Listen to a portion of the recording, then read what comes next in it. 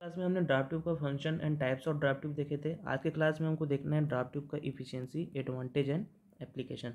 इसके लिए हमको एक डेरिवेशन करना है। Consider a capital draft tube as shown in a figure. हमको यहाँ पे ड्राफ्ट ट्यूब दिख रहा है। यहाँ पे का वेलोसिटी क्या रहता है, बहुत ज़्यादा रहता है इनलेट पे। ये इनलेट है ड्राफ्ट ट्यूब का। यहाँ पे दो सेक्शन लिए हैं। ये आउटलेट सेक्शन हो गया, ये ड्राफ्ट ट्यूब का आउटलेट है जहाँ पे सेक्शन 2 ड्राफ्ट ट्यूब के इनलेट पे सेक्शन 1 तो इनलेट में ड्राफ्ट ट्यूब के इनलेट में वेलोसिटी ज़्यादा रहता है और प्रेशर क्या रहता है, कम रहता है। आउटलेट पे क्या रहता है, प्रेशर ज़्यादा रहता है और वेलोसिटी कम रहता है। तो सेक्शन 1 पे हमने माना कि हमारा वेलोसिटी क्या है, v1 है और प्रेशर क्या है, p1 है। और सेक्शन 2 पे वेलोसिटी v2, प्रेशर p2 है। अब हम इस दो सेक्शन है हमारे पास, यहाँ पे हम क्या लगाते हैं, बर्नौली इक्वेशन लगाते हैं। Bernoulli equation between section 1 and section 2। यहाँ पे हमने जो सेक्शन 2 है उसको हमने क्या लिया है, डेटम लाइन लिया है, रेफरेंस लाइन लिया है।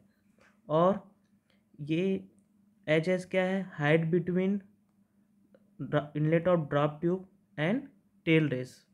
यहाँ तक का हाइट क्या है, एच एस। और वाई कौन सा हाइट है, वाई वह हाइट है जिसमें जो ड्राफ्ट ट्यूब का जो बॉटम पोर्शन है वो पानी में डूबा हुआ है। वाई हाइट तक ड्राफ्ट ट्यूब का जो बॉटम पोर्शन है पानी में डूबा हुआ है। तो यहाँ पे कब इसको हम क्या बोलते हैं, टेल रेस बोलते हैं। यहाँ पे एटमॉस्फेरिक प्रेशर है, यहाँ पे कौन सा प्रेशर रहेगा, एटमॉस्फेरिक प्रेशर पी ए। तो यहाँ पे हम बर्नौली इक्वेशन लगाते हैं। बर्नौली इक्वेशन लगाने के बाद हमको मिलता है P1 upon rho g plus V1 square upon 2G plus Z1 equal to P2 upon rho g plus V2 square upon 2G plus Z2 plus H F क्या है, एनर्जी लॉस जो हो रहा है, एच एफ है हमारा losses of energy, losses of energy between section 1 and 2 between section 1 and section 2 H F क्या है हमारा, लॉसेस ऑफ एनर्जी है। अब हमने इसको रेफरेंस लाइन माना है, ड्राफ्ट ट्यूब के आउटलेट को रेफरेंस लाइन माना है। तो यहाँ पे Z2 इक्वल टू क्या हो जाएगा, 0। और Z1 क्या होगा, Z1 का वैल्यू क्या होगा, यहाँ से पूरा ड्राफ्ट ट्यूब के इनलेट से ड्राफ्ट ट्यूब के आउटलेट तक का हाइट। तो ये हो जाएगा एच एस प्लस वाई, ये वाई। अब हम निकालेंगे एटमॉस्फेरिक प्रेशर और P2 के बीच रिलेशन।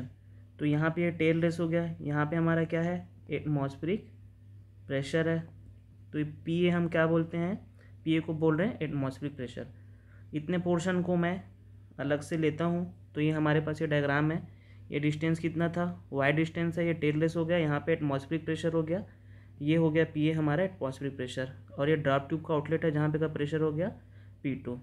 इसको प्रेशर हेड के टर्म पे लिखते हैं। तो यहाँ पे प्रेशर हेड कितना हो जाएगा, पी ए अपॉन रो जी, और आउटलेट पे ड्राफ्ट ट्यूब के P2 upon rho g, P A upon rho g हो गया, P2 अपॉन रो जी हो गया। और ये हेड वाई दोनों के बीच का डिस्टेंस है। अब मेरे को यहाँ पे का प्रेशर निकालना है, तो इस P2 अपॉन रो जी का वैल्यू निकालना है। तो P2 अपॉन रो जी कितना हो जाएगा, इक्वल टू होगा P A atmospheric pressure head plus ये डिस्टेंस y इक्वल टू क्या हो जाएगा, ये ड्राफ्ट ट्यूब के आउटलेट पे जो प्रेशर हेड आ रहा है उसके इक्वल हो जाएगा। अब इस P2 अपॉन रो जी के वैल्यू को मैं कहाँ पे पुट करता हूँ, बर्नौली इक्वेशन पे पुट करता हूँ, यहाँ पे P2 अपॉन रो जी पे। तो हमारे पास इक्वेशन आता है P1 upon rho g plus V1 square upon 2G plus H s plus Y. ये Z1 का वैल्यू हो गया जो हमने निकाला है, Z2 0 हो गया तो Z2 का कोई टर्म्स नहीं आ रहा है। ये इक्वल टू हो जाएगा P A upon rho g plus Y, ये किसका वैल्यू हो गया, P2 अपॉन रो जी का, जिसको हमने अभी यहाँ पे निकाला है। इसको निकालने के बाद हमको यहाँ पे दिख रहे हैं y, और ये y क्या हो जाएगा, कट जाएगा। तो हमारे पास क्या बचेगा, P1 upon rho g plus V1 square upon 2G plus H S equal to P atmospheric upon rho g plus V2 square upon 2G plus H F. यहाँ से मैं P1 अपॉन रो जी का value निकालता हूँ तो ये आएगा PA upon rho g plus V2 square upon 2G plus HF minus V1 square upon 2G minus HS। ये V2 square upon 2G, V1 square upon 2G और ये HF को मैं दूसरे फॉर्म में भी लिख सकता हूँ इसी इक्वेशन में। तो ये हमारे पास आता है P1 upon rho g equal to PA upon rho g minus HS minus V1 square upon 2G bracket में minus V2 square upon 2G minus HF bracket close. तो ये जो हमको इतना जो पोर्शन दिख रहा है इसको हम क्या बोलते हैं, ये क्या रहता है, actual conversion of kinetic head into pressure head. इसको हम बोलते हैं actual conversion of kinetic head into pressure head. अब हमको यहाँ पे एक और चीज़ दिख रहा है कि हमारा जो ड्राफ्ट ट्यूब का इनलेट का प्रेशर हेड है वो एटमॉस्फेरिक प्रेशर हेड से कम है। ये एटमॉस्फेरिक प्रेशर हेड हो गया, इतने में इतना माइनस करूँगा मैं तो क्या हो जाएगा, ये हमारा जो इनलेट पे ड्राफ्ट ट्यूब के इनलेट पे जो प्रेशर हेड है वो एटमॉस्फेरिक प्रेशर हेड से कम आ रहा है। तो एटमॉस्फेरिक प्रेशर, अब हमको ये पता है ये जीरो एब्सोल्यूट प्रेशर लाइन होता है, ये एटमॉस्फेरिक प्रेशर, और इसी को हम लोग क्या बोलते हैं, रेफरेंस लाइन बोलते हैं एटमॉस्फेरिक प्रेशर के लिए, जीरो रेफरेंस लाइन।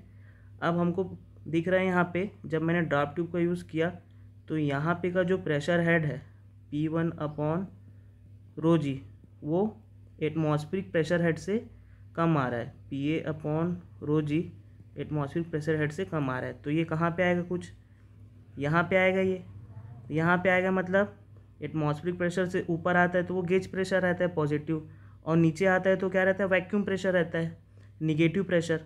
तो ये क्या हो जाएगा, इस पॉइंट पे आ रहा है हमारा, यहाँ पे ये जो P1 अपॉन रो जी है pressure head P1 upon rho g इस पॉइंट पे आ रहा है। तो अगर मैं जीरो एब्सोल्यूट प्रेशर लाइन से मैं इसको देखता हूँ तो ये डिस्टेंस हो जाएगा इतना, लेकिन मैं एटमॉस्फेरिक प्रेशर के लाइन से देखता हूँ तो ये डिस्टेंस कितना हो जाएगा, इतना, जिसको हम क्या बोलते हैं, वैक्यूम प्रेशर, मतलब निगेटिव प्रेशर। तो हम यहाँ पे हेड के टर्म्स में बात कर रहे हैं तो यहाँ पे क्या आ जाएगा, ये निगेटिव प्रेशर हेड या vacuum pressure head, vacuum pressure head. इसलिए यहाँ पे क्या बनता है, निगेटिव प्रेशर हेड बनता है। इसको मैंने पहले भी बताया आप लोगों को जब ड्राफ्ट ट्यूब का फंक्शन बताया था, निगेटिव प्रेशर हेड। इस निगेटिव प्रेशर हेड के कारण क्या होता है, जो हमको नेट हेड जो मिलता है वो बहुत ज़्यादा मिलता है। नेट हेड ज़्यादा मिलने से जो टरबाइन का एफिशिएंसी है वो हमको ज़्यादा मिलता है। तो निगेटिव प्रेशर हेड इसको क्यों कहा जाता है, इसका रीज़न यही है कि जब हम ड्राफ्ट ट्यूब यूज़ करते हैं तो हमारा जो ड्राफ्ट ट्यूब का इनलेट का प्रेशर हेड है वो एटमॉस्फेरिक प्रेशर हेड से कम होता है। जैसे कि मैं यहाँ पे इस पॉइंट पे दिखा दिया आप लोगों को, इस पॉइंट पे जो कि एटमॉस्फेरिक प्रेशर से क्या है, कम है, और एटमॉस्फेरिक प्रेशर से कम है मतलब वो क्या है, वैक्यूम प्रेशर है। वैक्यूम प्रेशर है इसलिए उसको क्या बोल रहे हैं हम लोग, निगेटिव प्रेशर, और हेड के टर्म्स में क्या बोल रहे हैं, निगेटिव प्रेशर हेड। ये निगेटिव प्रेशर हेड बनने के कारण ही जो नेट हेड है वो ज़्यादा आता है और टरबाइन का परफॉर्मेंस अच्छा होता है। अब यहाँ पे देखे थे ये एक्चुअल कन्वर्जन ऑफ क्या है, kinetic head to pressure head. Efficiency of draft tube, draft tube की इफ़िशेंसी क्या होता है वो देखते हैं। The ratio of actual conversion of kinetic head into pressure head.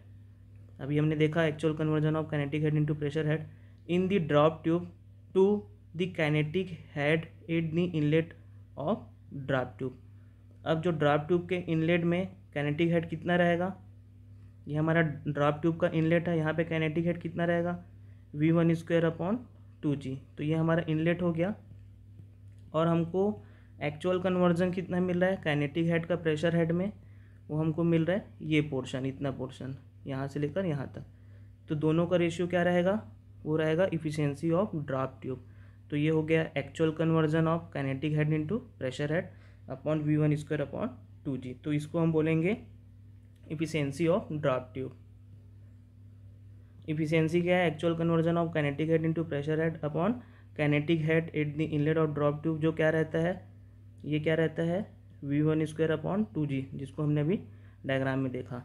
Actual conversion में क्या आएगा, लॉसेस भी आएगा, लेकिन अगर हम लोग theoretical conversion of kinetic head into pressure head की बात करते हैं तो वहाँ पे लॉस क्या हो जाएगा, जीरो हो जाएगा। तो हमारा ये इसका वैल्यू क्या आएगा, V1 square upon 2G minus V2 square upon 3G। Actual में क्या रहेगा, लॉसेस भी रहेगा। मेरे ख्याल से ये इफ़िशियंसी, ड्राफ्ट ट्यूब का इफ़िशियंसी और negative pressure head draft tube के इनलेट में क्यों बनता है, ये समझ में आ गया होगा। ड्राफ्ट ट्यूब का इनलेट मतलब रनर का आउटलेट।